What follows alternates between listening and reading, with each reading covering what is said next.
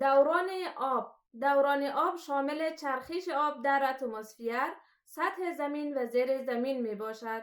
نور آفتاب سبب تبخیر آب اقیانوس‌ها، دریاها و همچنین سبب تبخیر آب در سطح برگ‌های نباتات می شوند.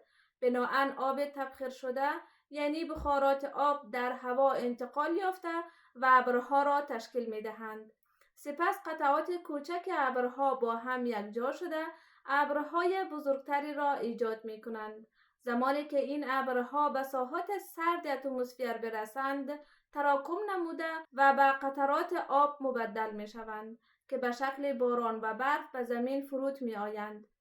بخشی از برف و باران که بالای بخش‌های خشکی زمین می‌بارد، قسمتی از آن توسط خاک جذب شده تا منابع آب زیر زمین را تقویت نماید و یک بخش آن روانات آب را در سطح زمین تشکیل می‌دهد.